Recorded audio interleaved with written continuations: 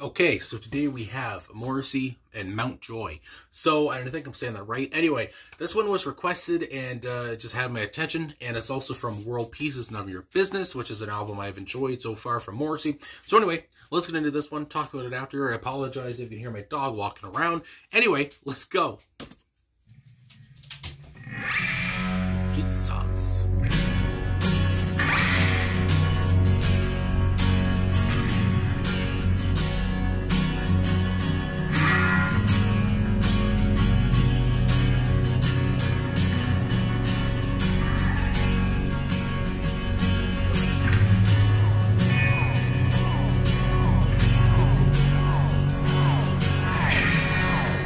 The joy brings many things, it cannot bring you joy.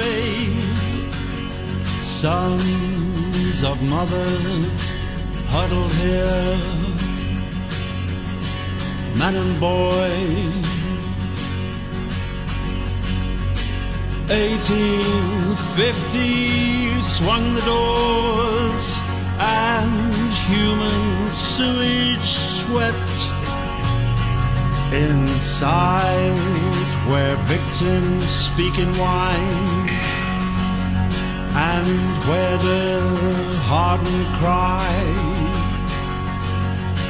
I was sent here by a 3-foot halfwit in a wig.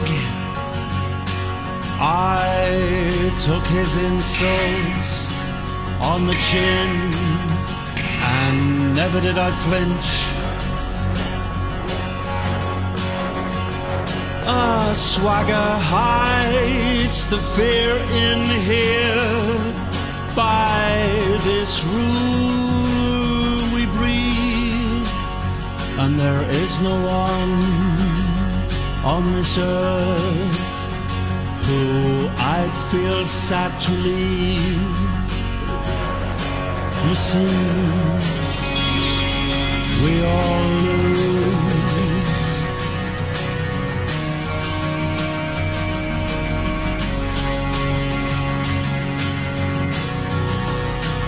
We all lose.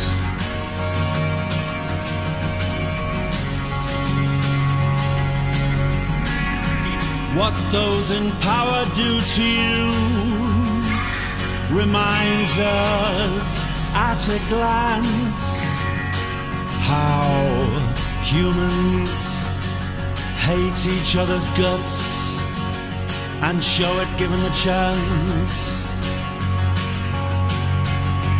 We never say aloud the things that we say in our prayers,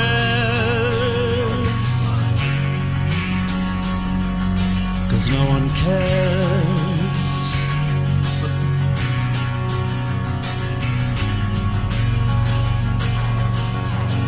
Many executed here by the awful, awfully good.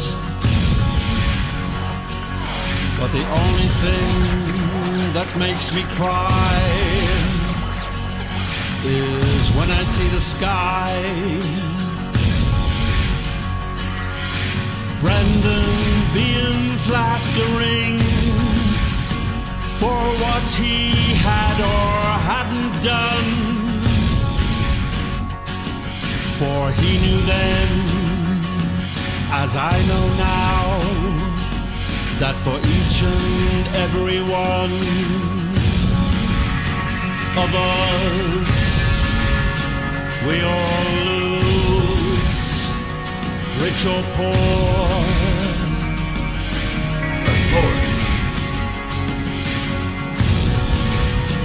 We all lose,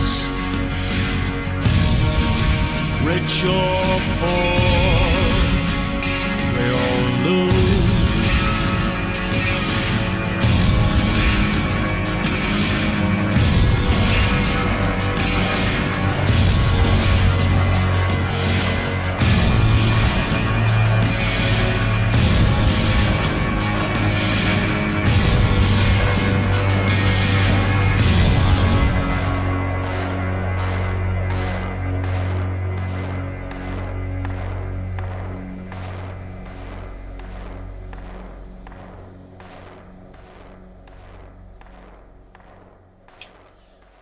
Holy. All right. A fade out. There we go. All right. So Mountjoy by Morrissey here. So after this song was requested, I was thinking about the title. It just kind of stayed with me. And then I Googled the song, and I found out that Mountjoy is a prison, Mountjoy prison. And again, I believe that would say Mountjoy, not Mountjoy, or anyway. But a prison in Dublin, Ireland. And again, it opened its doors in 1850, as Morrissey states in the song. And, it is still in service today, 174 years old. I mean, that's that's an old prison, I guess. But, in Dublin, Ireland, I can imagine there's a lot of old buildings there. Anyway, and just talking about prison here. I mean, we're talking about those being behind bars, talking about those four walls you see all the time in your cell. And anyway, all these visuals that come to mind when Morrissey was delivering these lyrics. But one thing that I have to say right off the top is Morrissey's voice here. When he came into the song, his voice sounded so clear. He sounded so bold. It almost sounded louder for some reason to me. His voice did. And again, maybe it's just because he was so clear and he had such a strong voice on this one. And just really, I guess, trying to really give his words or whatever, really try to tell you what he's trying to say here. Really trying to convey something to you.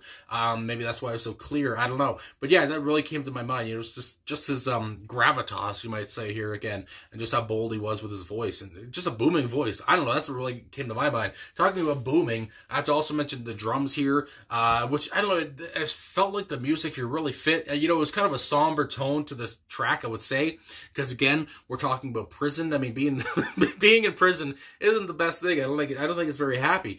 And it's not a happy place to be. I mean, my God. But, yeah, and I guess that's the point. But, yeah, with the drums here, I really enjoyed that. Just, like I said, booming, just so bold and brash. I mean, I can't say that stuff enough. The bass line in this one was so dirty, too. Just very prominent, these things. And I have to say with the guitar, though, very kind of simple strumming is what comes to my mind, which just kind of puts Morrissey's voice on the pedestal. And, to really show, again, I say this...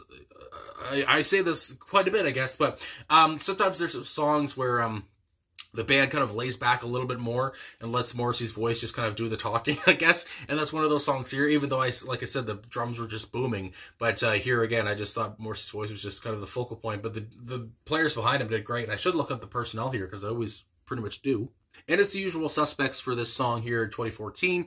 A Boz and Moz composition, and we have Boz on guitar, Jesse Tobias on guitar as well, Solomon Walker on bass, and Matt Walker on drums. And of course, as they always say, Morrissey is on lead vocals, if you would believe it. So, and I just love how the band, again, I talk about those greasy, grimy bass lines and just how booming the drums are, which it just all fits in with what we're talking about here, the context of the song, a prison, and how you don't want to be in prison. The song sounds mucky and dirty and grimy, and all these things and gross. All these things that remind you of a prison, which should remind you of a prison anyway, because it's not the best place to be. It's not the nicest or happiest place to be. And that's what Morrissey is depicting in this whole song, basically, for the first verse. So here we go.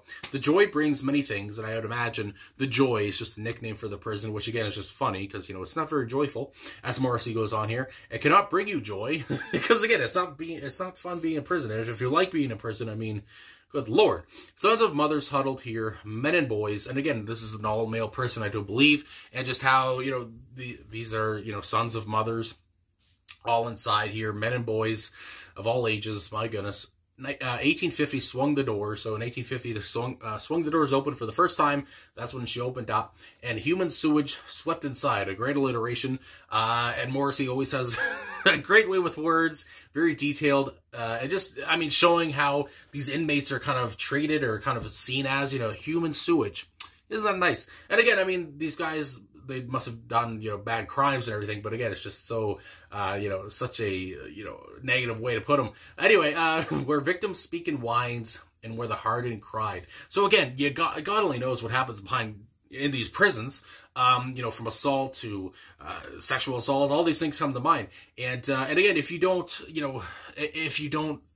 stay on your toes or whatever, or be just always on edge, really, and try not to be somebody's bitch, and all this stuff comes to mind. My God, you always got to be ready, and just 24/7. I can't imagine being in such a violent prison or anything like that. Anyway, and it goes on again where victims whine and even the hardened cry, because again, you're in these walls, you put on a brave face, but you're gonna cry at some points, because again, you're in this prison for God knows how long, whatever your sentence is. I was sent here by a 3-foot tall or a 3-foot half-wit in a wig. I don't know who Morrissey is referencing there, but either way, 3-foot half-wit in a wig. Hard to say for me. I took his insults on the chin, and never did I flinch. And maybe he's talking about who the name we'll get to later. We'll see anyway. I took his insults on the chin and never did I flinch. So it seems like he took all these things on the chin, these punches, whatever, whether it's real punches or just, a metaphor.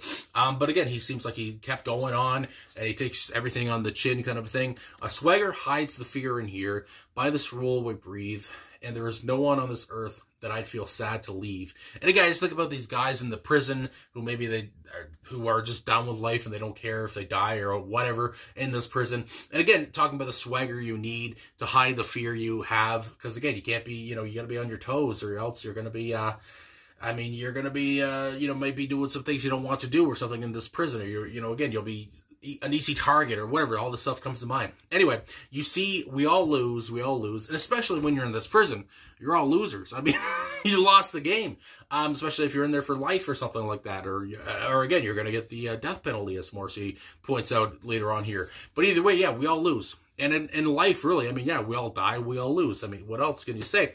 What those in power do to you reminds us at a glance how humans hate each other's guts. Ooh. And again, Morrissey just is so blatantly honest here, just a bleak look on life. And again, it's not that untrue. For me, anyway, as a nihilistic guy, and show it given the chance. And again, just talking about the abuse of power, I would think of by guards, by whoever in the prison, the people who run the place, or even other inmates to other people. Again, because it's a fucking nut house.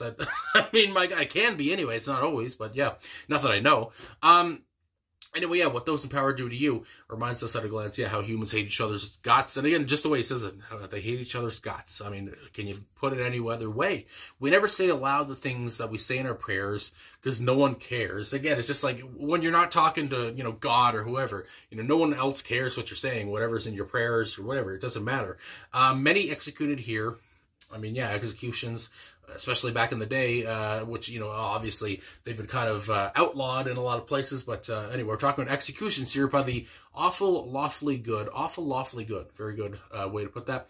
But the only thing that makes me cry is when I see the sky. And again, I think about somebody being executed or whatever, and then you go on, you think about the sky. And I think about how those people in these prisons look up at the sky from inside this prison, and they know they'll never be able to look up at the sky, from the outside of the prison or whatever, at least for a long time, or maybe for life. Again, you never know when you're going to get out again, and you just look up at the sky and think about all these things that you're not doing because you're stuck in prison. Anyway, and then Brendan Behan, Brendan Behan's laughter rings. And again, I'm thinking about, is this song is the whole song from his point of view when he talks about this 3-foot half-wit wig or whatever he talked about earlier? Anyway, for what he had or hadn't done, for he knew then, as I know now, that for each and every one of us, we all lose, rich or poor, we all lose, rich or poor, we all lose. Again, that's the thing I think about in a nihilistic way or whatever. I think back to like a meme or whatever, where